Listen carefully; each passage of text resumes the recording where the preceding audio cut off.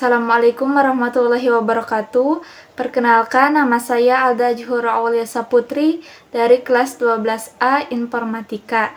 Di sini saya akan membahas mengenai Indonesia pada masa Orde Baru yang berlangsung dari tahun 1967 sampai 1998.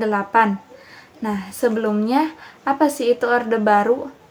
Orde Baru adalah suatu tatanan perkehidupan rakyat berbangsa dan bernegara yang diletakkan kembali kepada pelaksanaan Undang-Undang Dasar 1945 dan Pancasila secara resmi dan konsekuen. Lahirnya pemerintahan Orde Baru ini tidak terlepas dari berbagai krisis politik, ekonomi, dan sosial yang dialami Indonesia pada masa demokrasi terpimpin. Nah, apa saja sih peristiwa yang menyebabkan lahirnya Orde Baru? Nah, yaitu ada peristiwa G30S PKI, Tritura, Supersemar, dan dualisme kepemimpinan nasional.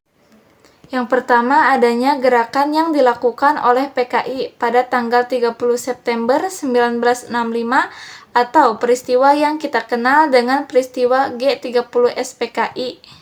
Nah, yang dilatar belakangi oleh beberapa hal, yaitu ketidakstabilan politik pada masa demokrasi terpimpin, di mana kebijakan-kebijakan politik Presiden Soekarno telah membawa Indonesia lebih dekat dengan Blok Timur, yaitu politik luar condong ke Blok Timur Jakarta, Peking, Pyongyang, dan dicetuskan konsep Nasakon oleh Presiden Soekarno yang membuat kedudukan PKI semakin kuat, serta adanya konflik dengan TNI Angkatan Darat yang anti PKI.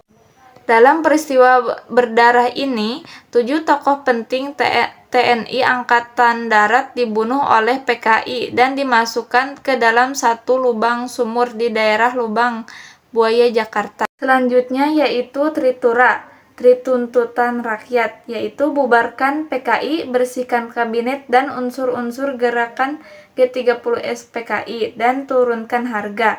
Yang berikutnya Supersemar, yaitu surat perintah 11 Maret, yang memberikan mandat kepada Soeharto selaku Panglima TNI Angkatan Darat untuk memulihkan kondisi politik dan kewibawaan pemerintah. Keluarnya Supersemar ini dianggap sebagai tangguk lahirnya Orde Baru. Dualisme kepemimpinan nasional menimbulkan pertentangan politik dalam masyarakat, di mana muncul pendukung Soekarno dan pendukung Soeharto. Hal ini jelas membahayakan persatuan dan kesatuan bangsa Indonesia.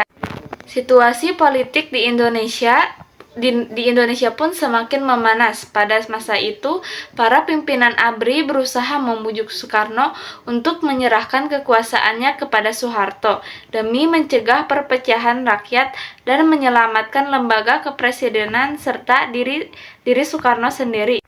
Kemudian salah seorang sahabat Soekarno memohon agar Soekarno mengakhiri dualisme kepemimpinan ini. Ia menyarankan agar Soekarno menyatakan diri nonaktif di sidang MPRS dan menyetujui pembubaran PKI. Akhirnya Soekarno menyetujuinya.